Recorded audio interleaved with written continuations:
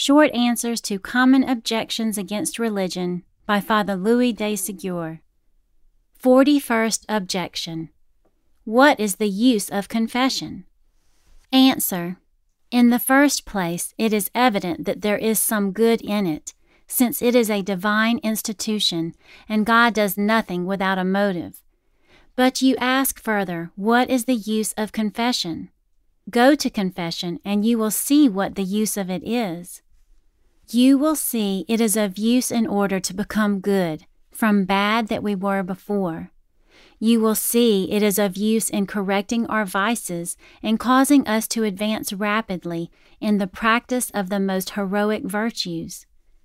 What is the use of confession?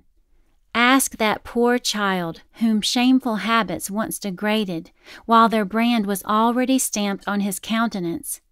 See him now completely changed in physical appearance as in moral condition. What has he done then? He has been to confession. He goes to confession. Formerly he went not. What is the use of confession? Ask that workman formerly so dissolute and with such a passion for the grog shop, now so chaste, so sober, so well conducted, so industrious, become in a short time a model for all his comrades. His wife and children find that confession is of some use. What is the use of confession? Ask that poor woman, overwhelmed with misery, burdened with several children, ill-used by her husband. She has often wished, the hapless creature, to go and end her sorrows in the river. The thought of God and of her children has arrested her. She approaches the confessional. I know not what were the words said to her, but see her returning to her home with a peaceful heart and cheerful countenance. She bears her sorrows more patiently, endures her husband's harsh treatment in silence. He is surprised at the change at first, then he admires it, then he loves it, then he imitates it. Reckon up, one suicide less, a mother preserved to her 6 or 7 children, a well-conducted household, and one virtuous family more in the world. After this poor woman, it is perhaps a servant that we see, who, during many years, continued to make his small private profits somewhat boldly, at his master's expense. Remorseful feelings take possession of his mind. He seeks the priest. If the master takes heed to his affairs, he will see his expenses diminished, without his house being less well kept up. And one day he receives a banknote worth 400 or 500 francs from an unknown quarter. Footnote: Jean-Jacques Rousseau, in spite of his religious hatred, himself acknowledged the utility of confession. What restitutions and reparations, he says in his Emile, confession is the cause of among Catholics. A priest one day had occasion to remit to a Protestant minister who was in the habit of turning into derision Catholic confession and communion, a considerable sum of money which had been stolen from him. This remarkably practical argument made a great impression on the mind of the minister.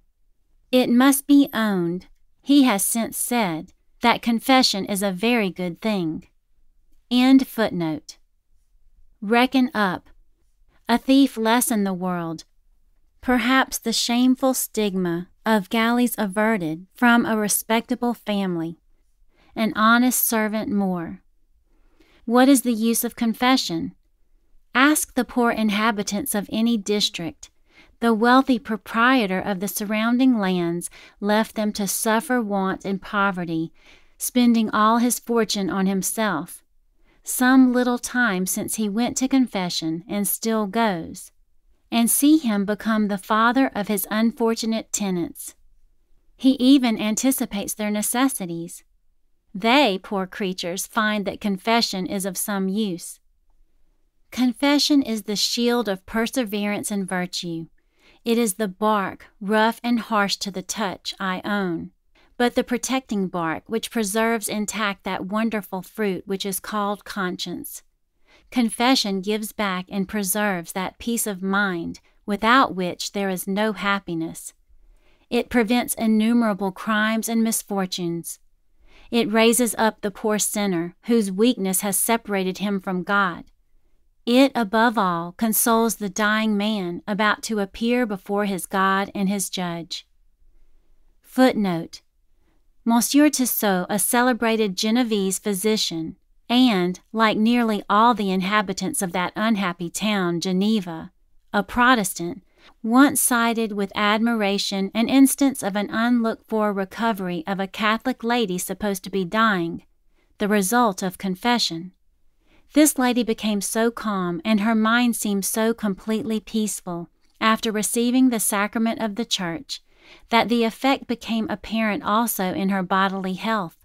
The fever diminished, and thus the alarming symptoms gradually disappeared, and the patient became convalescent. How great, then, said Mgr de Segur, must the influence of confession be over Catholics?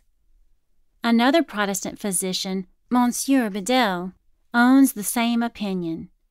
He proves by various examples that confession is serviceable not only to individuals but to society at large, and that it deserves the attention of all who seek the welfare of the human race. End footnote. What a change would be visible in France if all were to go to confession with all sincerity and seriousness, as they ought. The laws and the police would be much less frequently called on for interference. In this single law of the Church, you must confess all your sins at least once a year. There would be power enough to regenerate the country and arrest those revolutions which so frequently have disturbed its peace. Judge the tree, then, by its fruits. It is the same with confession as with religion itself. Its only enemies are ignorance, prejudice, and the passions.